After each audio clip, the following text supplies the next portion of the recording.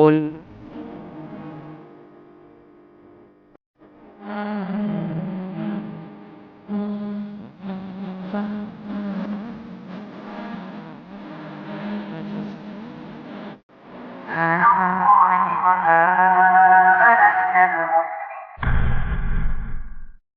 إن الحمد لله نحمده ونستعينه ونستغفره ونعوذ بالله من شرور أنفسنا ومن سيئات أعمالنا من يهده الله فلا مضل له ومن يضلل فلا هادي له وأشهد أن لا إله إلا الله وحده لا شريك له وأشهد أن محمدا عبده ورسوله اللهم صل على نبينا محمد وعلى آله ومن تبعهم بإحسان إلى يوم الدين اللهم إنا نسألك علما نافعا ورزقا طيبا وعملا متقبلا اللهم إنا نعوذ بك من زوال نعمتك وتحول عافيتك وفجاءة nikmatik wa jami'i sakhatik. Puji syukur kita panjatkan pada Allah. Selawat dan salam moga-moga tercurah pada junjungan kita Nabi besar Nabi Agung Muhammad sallallahu alaihi wasallam. Begitu banyak nikmat yang telah Allah berikan kepada kita sekalian sehingga Allah patut untuk dipuji, disanjung. Di samping Allah Subhanahu wa taala memiliki nama yang sempurna. Walillahil asmaul husna fad'uhu biyah. Dan suri tauladan yang paling baik yang patut kita contohi dalam kita beragama adalah Nabi besar kita Muhammad sallallahu alaihi wasallam. Beliau telah memberikan jalan-jalan yang terbaik bagi kita untuk beragama di bulan yang mulia juga seperti saat ini, yaitu di bulan Rajab, tepatnya pada tanggal 1 Rajab 1440 Hijriah. Beberapa waktu lagi, sekitar 58 hari lagi kita akan memasuki bulan yang penuh berkah yang kita nanti-nantikan, yaitu bulan Ramadan. Kita mohon pada Allah semoga Allah memberikan panjang umur pada kita sekalian dan Allah Subhanahu wa taala memberikan kita terus kesehatan sehingga bisa berjumpa dengan bulan Ramadan. Dan di antara doa para ulama yang telah mereka panjatkan, Allahumma barik lana fi Rajab wa Sya'ban wa balikna Ramadan. Ya Allah, berkahilah kami di bulan Rajab, berkahilah kami di bulan Sya'ban, dan juga sampaikanlah kami pada bulan Ramadan. Sekali lagi adik-adik, selapan yang lalu sudah saya ingatkan, ini khutbah Jumat bukan ceramah biasa. Kalau panjenengan dengar ceramah biasa silakan ngobrol. Namun kalau dengar khutbah Jumat, aturan dengar khutbah Jumat tidak boleh ngobrol kanan kiri. Jenengan dengar teman jenengan ribut, jenengan bilang, diam kamu. Yang ngomong diam juga salah. Karena dia buat nanti jadi bicara lagi berikutnya. Ini sudah tak ulang-ulang terus. Adab seperti ini. Jenengan pahami adab, tafhamul ilma, ilmu cepat masuk. Kita lagi dengar khutbah Jumat ini mau menyampaikan ilmu ini. Mungkin ilmu ini juga jenengan nggak dapat di sekolah. Karena terbatasnya waktu. Jenengan mau dengar kapan lagi? Waktu cuma 15 menit. Adab itu. Dari sedari cilik, ilmu masuknya mudah. Kalau ilmu masuk mudah, besar nanti makin jadi orang baik. Pas lagi seperti ini, jenengan ilmu cepat masuk, jenengan ngobrol kanan kiri. Yang satu ngomong lagi. Gimana mau cepat masuk ilmu itu? Tolong dipahami baik-baik. Saya sayang sekali sama panjenengan ini. Karena jenengan nanti yang jadi penerus di panggang ini. Dari jenengan siapa lagi coba yang mau meneruskan ini, yang sepuh-sepuh, yang sudah beranjak usia 30, 40, 50, sudah tahun, yang sebentar lagi kita masuk kubur ini. Jenengan gak mau berubah, ya tunggu besok nanti. Nanti mau dekat kiamat itu akan muncul orang-orang tidak kenal lagi Allah itu apa. Jadi kalimat Allah pun tidak kenal, itu tinggal syirarul khalqi saja. Tinggal orang-orang yang jelek saja. Kalau mau jadi ketemu kiamat ya monggo silakan. Jenengan paling jelek nanti pada hari kiamat nanti, tinggal masih hidup itu. Adab ini, mumpung lagi SMP, lagi SMA, adab pada guru di sekolah, pada tiang sepuh. Ini lagi belajar adab sekarang ini ketika dengar khutbah Jumat ini. Selapan berikut masih dengan saya lagi. Saya ingatkan lagi kayak gini. Saya sayang sama panjenengan sekali. Jenengan rusak ya nanti berikutnya sudah nggak ada generasi lagi kita. Generasi umat Islam dipanggang nggak ada lagi. Wong yang muda-muda semua sudah pada rusak. Jenengan rusak berarti semua rusak, nggak ada penerus. Sekarang kakinya diturunkan, nggak boleh kakinya ditekuk. Ada dengar khutbah Jumat tidak boleh memeluk lutut. Imam Syafi'i mengatakan dalam kitabnya Riyadhus Shalihin, makruh hukumnya. Adab juga itu. Nggak boleh ngobrol lagi. Sekarang dengar khutbah ini. Sekarang kita berada di bulan Rajab. Ada seorang ulama berkata, Abu Bakar Al-Bajali. Dia mengatakan bahwasanya Syahrul Rajab. Abu Bakar Al-Balkhi dia mengatakan Syahrul Rajab Syarhuz Zar'i. Bulan Rajab yang ini sekarang jenengan ada. Ini kita mulai nanam amalan.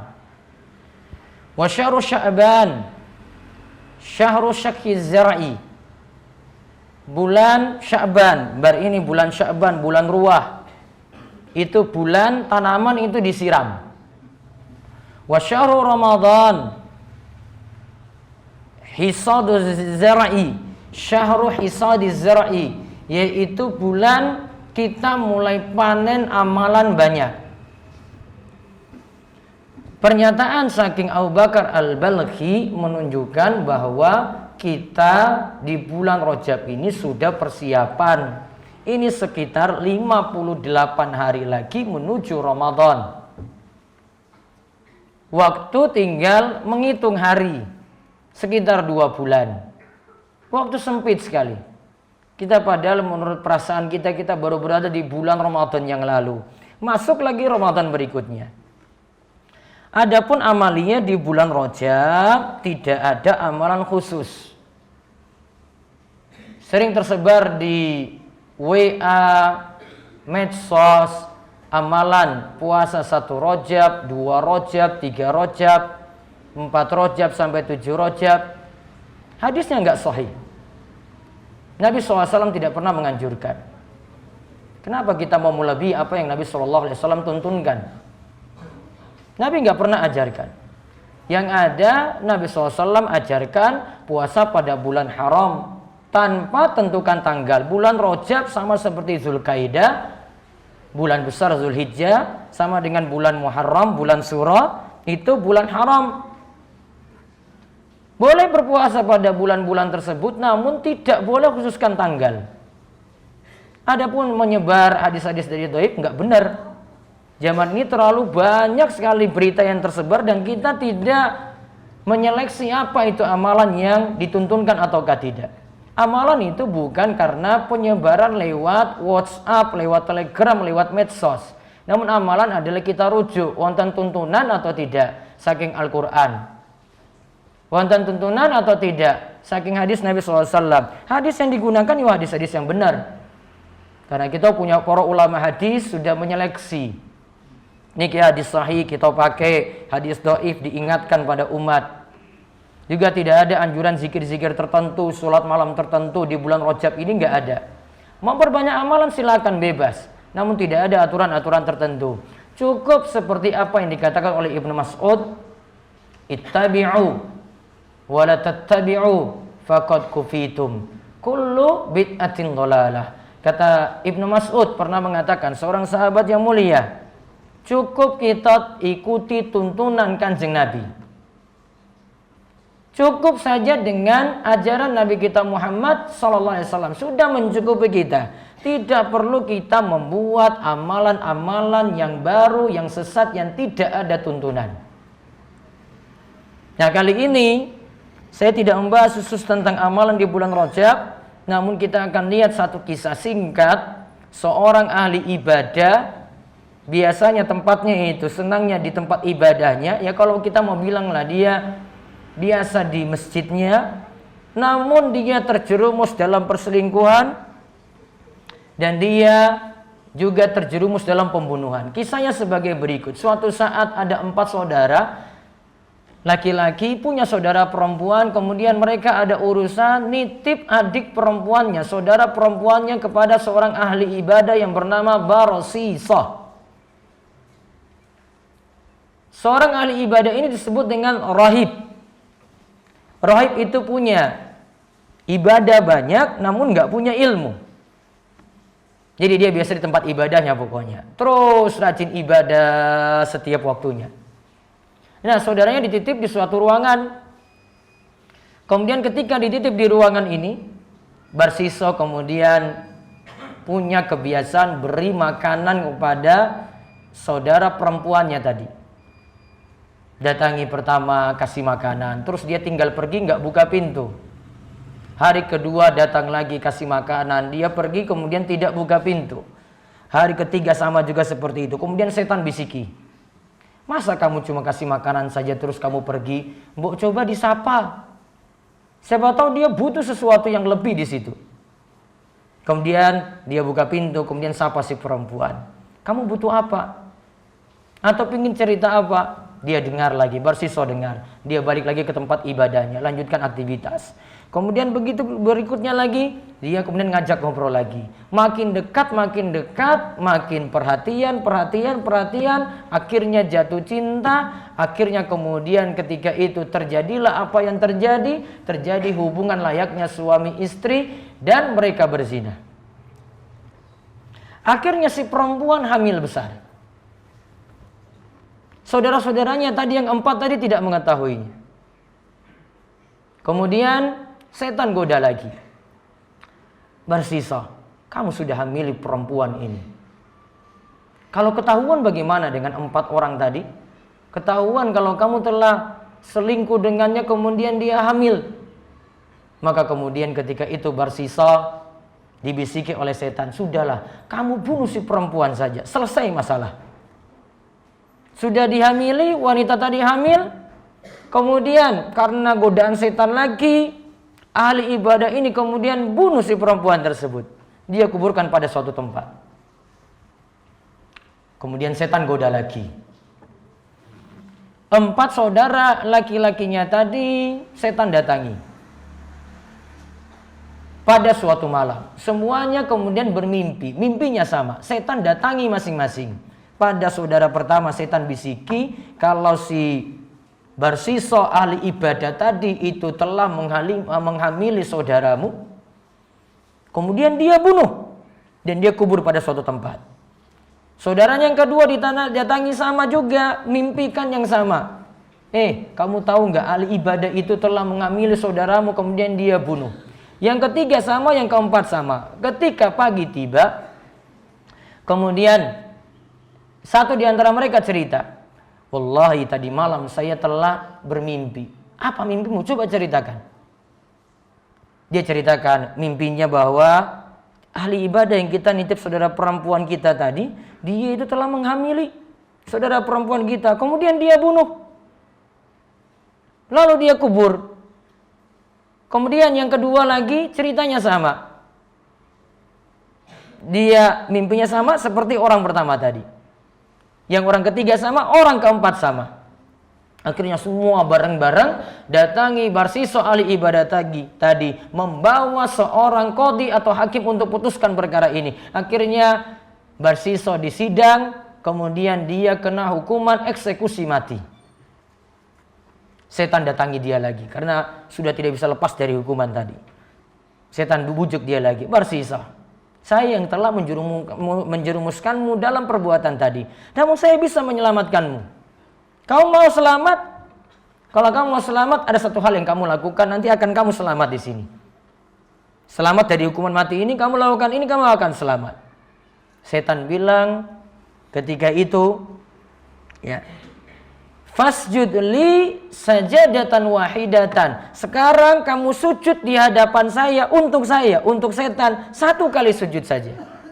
Maka nanti kamu akan selamat dari hukuman mati tadi. Akhirnya karena tidak bisa berbuat apa-apa, dia ingin selamat, dia sujud di hadapan setan. Ternyata nggak selamat. Dia tetap dapat eksekusi mati. Akhirnya dieksekusi mati dalam keadaan sebelumnya telah sujud pada setan. Mati dalam keadaan kufur. Maka ketika kisah ini disebutkan para ulama bawa kisah ini, mereka bawakan firman Allah Subhanahu wa taala dalam surat Al-Hasyr ayat 16 sampai 17. Kamasali syaitan is qala lil insani kfur falamma kafara qala inni bari'um minka inni akhafu Allah rabbal alamin. Seperti syaitan, dia katakan pada seorang laki-laki, ayo kamu kafir saja. Ketika dia sudah kafir, setan katakan, saya berlepas diri darimu, saya takut kepada Allah Rabbul Alamin, Rabb semesta alam. Fakana akibatahuma annahuma fin nari khalidaini fiha wa dzalika jazaa'uz zalimin. Maka akibat dari kedua ini, setan dan orang yang kufur tadi, itu sama-sama tempatnya itu di neraka, kekal di dalamnya. Wa dzalika jazaa'uz zalimin. Dan demikianlah balasan bagi orang-orang yang zalim. Sekarang kita gali faedah dari kisah tadi Barsiso yang akhirnya mati dalam keadaan kufur sebelumnya sujud. Ingat, orang baik-baik seperti Barsiso ahli ibadah biasanya di masjid, di tempat ibadahnya itu pun bisa berbuat maksiat. Apalagi orang yang nggak pernah berada di tempat ibadah, nggak pernah kenal sholat, nggak pernah kenal sholat berjamaah, nggak pernah kenal Allah, nggak pernah menuntut ilmu agama. Peluang besar dia untuk maksiat sangat-sangat besar sekali. Wong ini saja orangnya biasa ada di masjid, itu saja bisa terjerumus dalam maksiat. Apalagi yang nggak pernah. Kemudian yang kedua, inilah kelemahan orang yang ahli ibadah namun nggak punya ilmu. Beda kalau Barsiso itu, seandainya dia punya ilmu, harusnya kalau dengan ilmu tadi membawa dia punya rasa takut pada Allah. Sebagaimana Allah Subhanahu wa taala katakan, innama yakhsyallaha min ibadihi al-ulama. Sesungguhnya yang paling takut pada Allah adalah orang-orang berilmu saja. Rasa takut ada, maksiat jadi kurang. Juga kata Nabi SAW dalam hadis Muawiyah, diriwayatkan oleh Imam Muslim, mayuridillahu bi khairan yufaqihu fiddin. Siapa saja yang Allah kehendaki baginya kebaikan, maka Allah akan menuntunnya untuk memahami ilmu agama dengan baik. Maka kalau kita paham agama, dalami agama dengan baik dari sisi akidah, ibadah, akhlak, tingkah laku, kita mau perbaiki dengan pelajari ilmu agama, maka pasti kita akan jadi baik. Ilmu akan cegah kita dari berbuat maksiat tadi. Kemudian yang lainnya lagi, lihat. Maksiat itu datang pelan-pelan sampai jadi maksiat yang lebih parah. Maksiat datang pelan-pelan, gak langsung sekaligus. Dia gak langsung zina tadi, gak langsung selingkuh, namun pelan-pelan. Awalnya dirayu dulu, dekati si perempuan, ngobrol, setelah itu bincang-bincang lagi seterusnya, dekat lagi, makin dekat, akhirnya terjerumus dalam zina. Maka benarlah apa yang Allah katakan dalam surat Al-Isra, wala taqrabu zina innahu kana fahisyatan wa sa'a sabila. Janganlah kalian mendekati zina. Zina itu perbuatan keji dan zina itu adalah sejelek-jeleknya jalan. Coba lihat kalau anak-anak muda sudah bebas bergaul dengan perempuan. Pelan-pelan nanti berangsur-angsur nanti akan menjadi maksiat yang lebih parah. Awalnya kenalan, jalan berdua, chattingan terus. Setelah itu kapan untuk ketemu? Terus berangsur lagi. Baru kemudian nekat sampai berhubungan yang tidak pantas. Awalnya dari ini dulu. Maka sama dengan adik-adik. Coba kalau pergaulan jenengan itu nggak jaga dengan baik. Ya, nanti sama seperti orang-orang yang nantinya akhirnya menyesal. Ada yang belum mau terima ijazah pas SMA, belum terima ijazah, akhirnya gagal dikarenakan hamil duluan. Musibah besar. Gagal segalanya itu. Dia sulit lanjutkan pendidikan lagi, sudah penuh malu. Mau lanjutkan sampai perguruan tinggi juga akhirnya sudah punya momongan. Pergaulan gak dijaga. Makanya jenengan diingatkan terus, ini biar jadi baik ini generasi muda. Dari anak-anak SMP dulu, anak-anak SMA ini jadi baik, maka seterusnya generasi kita berikutnya itu jadi baik. Kemudian hukuman dari maksiat kita belajar dari sini adalah maksiatnya tambah lanjut. Tadi sudah zina, selingkuh, beralih pada apa? Dia bunuh si perempuan. Setelah bunuh, dirayu setan lagi, akhirnya mau sujud kepada setan. Kufur dia, kafir dia kepada Allah. Akhirnya dia sama-sama di neraka dengan setan. Fakana akibatahuma annahuma finnari khalidaini fiha. Akibat dari keduanya itu apa? Keduanya sama-sama masuk neraka nantinya. Setan masuk neraka, yang ikut setan juga nantinya masuk neraka. Jadi pengikut setan. Kemudian faedah yang lainnya lagi dari kisah tadi, setan akan ngantar kita kepada dosa. Dirayu terus menerus, nggak mempan cara ini, dibujuk lagi. Setan nggak akan pernah putus asa sampai kita mau kafir kepada Allah. Kufur pada Allah baru setan dianggap sukses setelah merayu kita. Belum sampai kita kufur seperti Barsiso tadi, ya setan belum selesai tugasnya. Dia masih nganggap PR-nya masih banyak, terus goda kita. Sama seperti adik-adik sekalian, coba ketika nanti di rumah. Awalnya dengan orang tua bicaranya kasar. Bentak orang tua, suaranya nadanya keras. Padahal itu nggak boleh. Beralih lagi nantinya, sudah nada keras, orang tua suruh apa, dia juga nggak mau. Bisa jadi nanti ada yang mukul orang tuanya sendiri. Karena saking emosinya pada orang tua. Dia jotos orang tuanya sendiri coba. Ada anak seperti itu. Kalau keinginannya tidak mau dituruti, dia ancam orang tua. Pak, saya nggak dibelikan motor, saya nggak mau sekolah. Atau enggak, saya gantung diri saja. Sampai ada yang seperti itu juga. Mau gantung diri cuma gara-gara keinginannya punya motor. Padahal motornya sudah ada. Namun karena temannya panas-panasi dengan motor anyar, motor bagus, akhirnya pingin seperti itu lagi. Nyusahkan orang tua. Anak durhaka seperti ini. Maksa orang tua untuk punya motor padahal orang tua nggak punya level yang seperti itu. Motor disuruh tuku yang 30 juta, orang tua saja dapat 1 juta tiap pekan saja nggak bisa. Gimana mungkin mau nyaur utang sampai motor tadi lunas? Nyusahkan orang tua. Ada yang nanti sampai bisa bunuh orang tuanya sendiri seperti kisah yang disebutkan dalam surat Al-Kahfi. Ketika Nabi Musa dan Khidir berjalan, dia dapati ada seorang anak durhaka pada orang tuanya. Kalau anak ini enggak, Khidir bunuh ketika itu, dia malah bunuh orang tuanya dalam keadaan beriman. Atau buat orang tuanya itu jadi kafir. Maka ada anak yang tipenya seperti ini.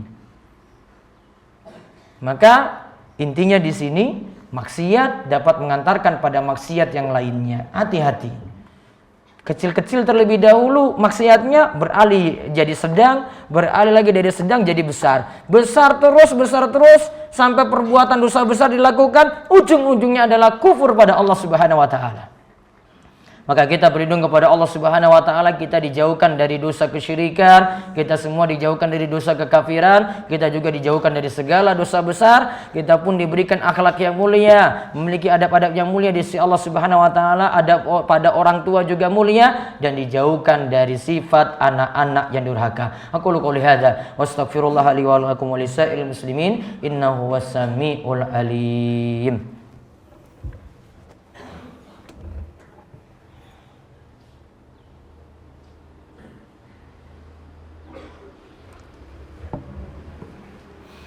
Alhamdulillahi rabbil alamin, wassalatu wassalamu ala asyrafil anbiya wal mursalin nabiyina Muhammadin wa ala alihi wa sahbihi ajmain. Amma ba'du. Fa ya ayyuhan nas ittaqullaha ta'ala wa zarul fawahisha ma dhahara minha wa batan wa hafizu ala ta'ati wa huduril jum'ati wal jama'ah wa alamu anna Allah amarakum bi amrin bada fihi bi nafsi wa sanna bi malaikati qudsi faqala ta'ala wa lam yazal qailan aliman innallaha wa malaikatahu yusalluna 'alan nabi Ya ayyuhalladzina amanu sallu alaihi wa sallimu taslima. Allahumma salli ala Muhammad wa ala ali Muhammad kama shallaita ala Ibrahim wa ala ali Ibrahim innaka Hamidum Majid. Allahumma barik ala Muhammad wa ala ali Muhammad kama barakta ala Ibrahim wa ala ali Ibrahim innaka Hamidum Majid.